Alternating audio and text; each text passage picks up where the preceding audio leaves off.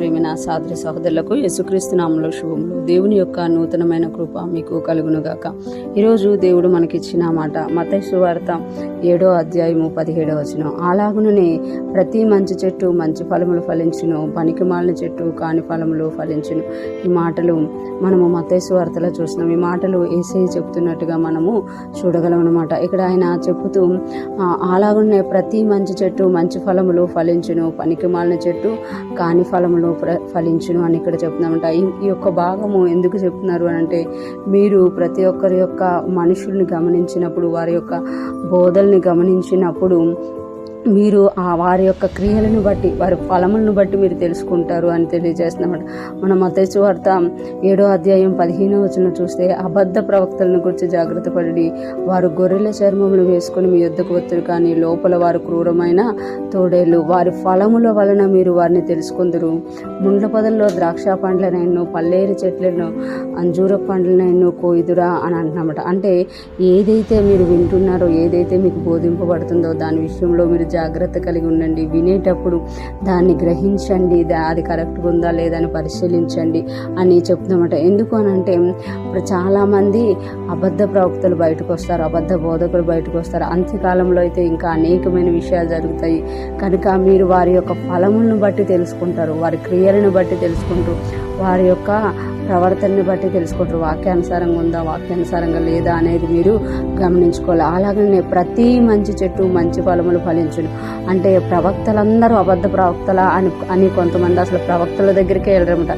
అలాగ కాదు, మనం గమనించాలి. మంచి ఫలములు కాని ఫలములు, మంచి చెట్టు కాని చెట్టు మనము గమనించుకొని గ్రహించుకోవాలి అని ఇక్కడ తెలియజేస్తున్నామట.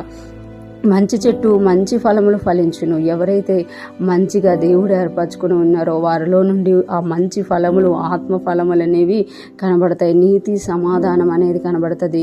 పనికిమాలిన చెట్టు కాని ఫలములు ఫలించును. అంటే పనికిమాలిన చెట్టు ఏదైతే ఉంటుందో అది కాని ఫలములు, అంటే వాక్యానికి విరోధమైన ఫలములు ఫలిస్తుంది అని ఇక్కడ యేసయ్య మనకి తెలియజేస్తున్నామట. ఈరోజు ఫ్రెష్ మనం వింటున్న ప్రతి ఒక్కరూ జ్ఞాపకం చేసుకోవాలి.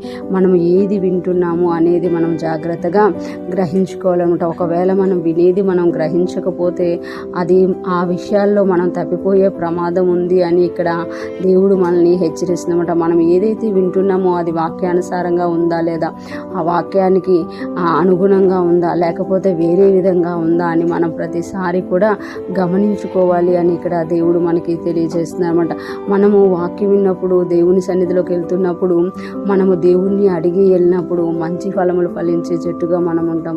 మనము వినడమే కాదు, మనము కూడా ఎలా ఉండాలంటే మంచి ఫలములు ఫలించేవారిగా, ఇతరులకు మనము మంచి ఫలాలను ఇచ్చేవారిగా మనం ఉండాలన్నమాట.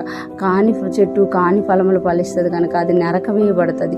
మనం మంచి ఫలములు ఫలించేవారిగా ఉంటే, మంచి ఫలములను మనము ఇచ్చేవారిగా ఉంటే మనము అభివృద్ధి చెందేవారిగా ఉంటాం. ఈరోజు ఫ్రెష్ మనం ఉంటున్న ప్రతి ఒక్కరూ జ్ఞాపకం చేసుకోవాలి. మనం వినేదాని విషయంలో మనం జాగ్రత్తగా ఉండాలి. అలాగే మనం జీవించే విధానంలో జాగ్రత్తగా ఉండాలి. వినేటప్పుడు మంచి ఫలములు ఇస్తున్న చెట్టు ఉందా లేదా, అక్కడ నుండే వింటున్నామా అనేది మనం గుర్తుంచుకోవాలి.